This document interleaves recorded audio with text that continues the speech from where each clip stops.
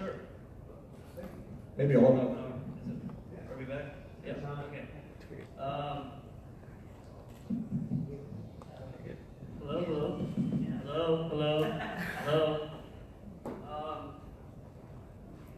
Yeah. So we had advertising panel just before this, and to your point, I think that is one of the biggest differences between esports or live streaming versus traditional linear television.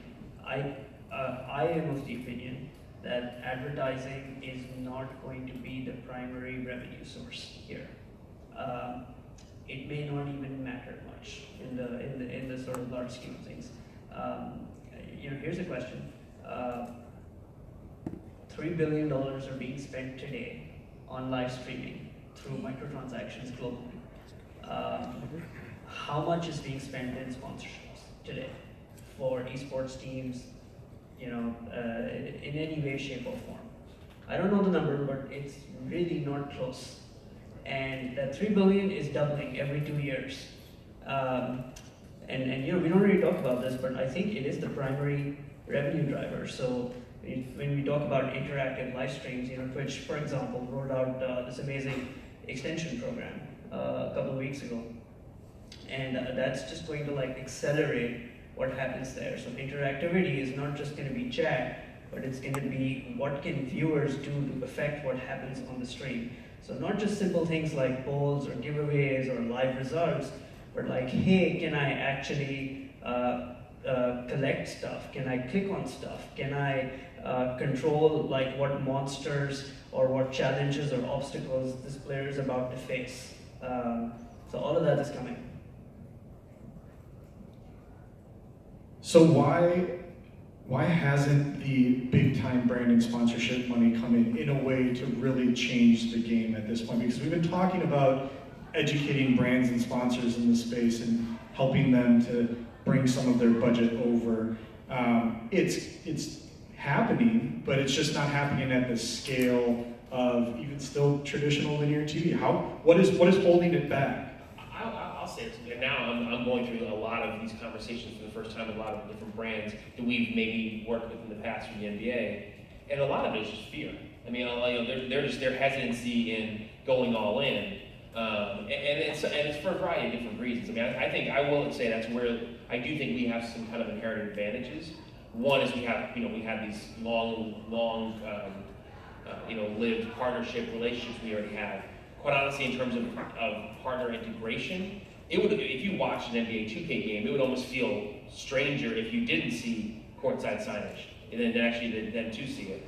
I think that's another piece. And then the other thing I'd say too, in terms of just our game, many of the partners we've heard from have expressed concern about just attaching themselves to, putting their brand next to certain types of games. I mean, I think we are a safer play in that regard. So I think that's just the feedback we've gotten from partners. What I think is basically when you think about brands, the big thing for them is just literally education about the market and the demographic. I think there's a huge learning curve that has to happen between brands and understanding the audience that's currently consuming this type of content. For a lot of people, what they don't understand, and mainly for a lot of brands, is that this is a very tech-savvy audience. It's not like you can go in there at standing up for television and buy a huge media campaign. I mean, one thing to understand is that these consumers being so tech-savvy, around 70% of them have ad block.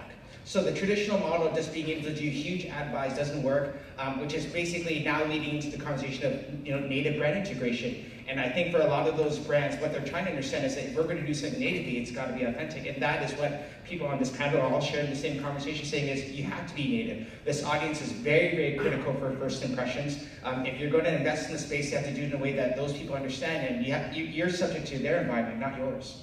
I think that's interesting because, especially for your clients, they have a very unique relationship with their fans, right? And they're able to speak to them directly and to kind of hold the weight on whatever they're representing. So, do your clients, what is the conversation like with your clients when you guys have opportunities for potential deals with brands and sponsors? I think for them, the key conversation first off is basically what is the brand, who are they, and why does it matter to me? A lot of people within esports, more specifically the players, they're so authentic in a way where they only care about things that mean anything to them, and even if there's a dollar tied to that, it doesn't matter.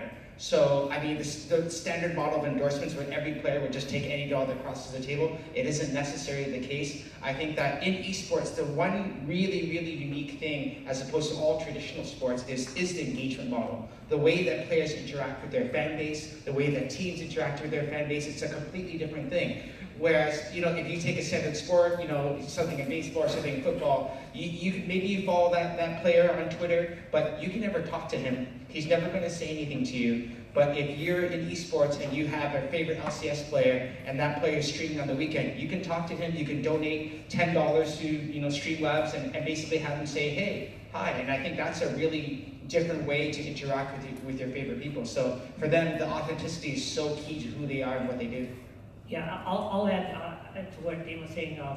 What I think is interesting is I would have called myself, at the beginning, team owner and educator. That's a lot of what I do is education. So when we partnered with the Boston Bruins, I remember going to Boston for 2 days and panels cycling through the room that I taught.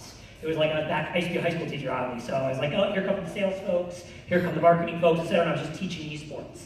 And I remember at one point, the 20 very young, doe-eyed salespeople who sell all that inventory at the TD Garden and for the Celtics and the Bruins came in, they were terrified, you could tell. And it hasn't changed much in 6 months. They have a decent idea of what's going on. But what I think is shifting now is Damon's a good example of a guy who comes from both worlds, right? Esports and the advertising side. So that bridges the gap. We didn't have a lot of those people before. So if you have an endemic team owner like we were talking about on an earlier panel, Sundance mentioned, they may not have the tools to speak to the brand to help them come in the right way. It'd be like, here's my package, you can buy it, it costs this much money in the end. The way we look at things now is, okay, you have a brand, we have a brand, the goal is to marry those two in an authentic way. It's not to sell you CPMs. One of our things we say is we don't sell you CPMs, we just won't do it, okay?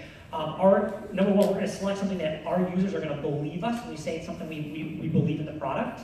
And number two, we're going to give it to them in a way they're not going to feel like you're throwing it in their face from an advertising perspective. One of our longest partners is a brand called Corsair. I think we're Corsair, they make keyboards and mice and very high-end, they're expensive because they're for pro gamers or very serious gamers.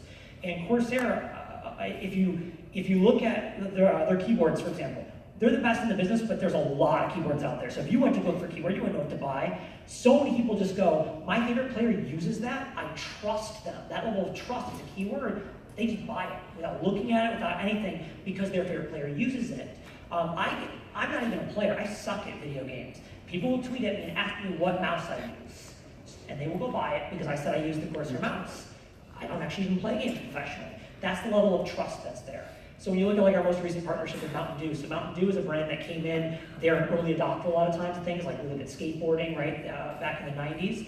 They came in knowing that this is an education for them on one side, but also that it can't just be Mountain Dew money, Mountain Dew money, Mountain Dew money. It's got to be how does gaming and Mountain Dew really exist together, And so a lot of how we've been looking at, we're streaming through their channels on Twitch. They're natively working through Twitch. It's a great example. They're not over throwing a campaign on linear with our players who people are like, who are those guys? Why do they have keyboards and stuff like that, right?